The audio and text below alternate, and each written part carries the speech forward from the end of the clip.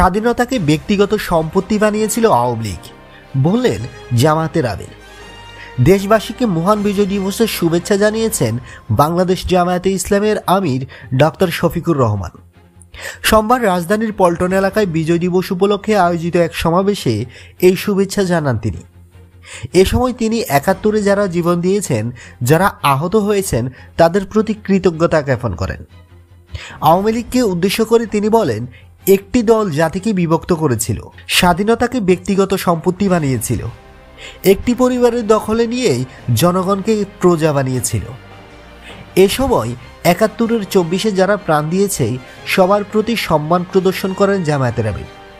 তিনি বলেন, আর কোনো দল যেন এই বিজয় দখল না করতে পারে, মানুষের স্বাধীনতাকে কেউ চিন্তাই করতে পারবে না, সঠিক ভোটার তালিকা করতে হবে। প্রবাসীরাও যেন ভোট দিতে পারে সেটি নিশ্চিত করতে অন্তর্বর্তী সরকারের প্রতি আহ্বান জানান তিনি আরও জানান, ২৮ অক্টোবর ২০০৬ সালে পথ হারিয়েছিল বাংলাদেশ। ২৪ আগস্টে আবার সঠিক পথে ফিরেছে দেশ।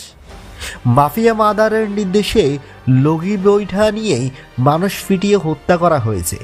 শহীদদের পরিবার বিচার চেয়েছিল, তবে কোনো বিচার করা হয়নি। এদেশে এবার আওয়ামী লীগের বিচার হবে বলেও জানান তিনি। জামায়াত কখনো অন্যায়ের কাছে মাথা নত করবে না, কোনো বিদেশি শক্তির কাছে আত্মসমর্পণ করবে না।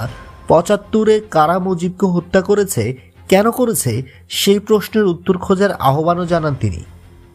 জনগণের উপর আর কোনো প্রতিশোধ নিতে দেওয়া হবে না। পরে জামায়াত এর আমিরের নেতৃত্বে র্যালি করে দলটি। বন্ধুরা, নিত্য নতুন এক্সক্লুসিভ খবরাখবর সবার আগে পেতে এইচটি নিউজরুম চ্যানেলটি সাবস্ক্রাইব করে পাশে থাকা বেল আইকনটি অন করে দেওয়ার অনুরোধ রইল।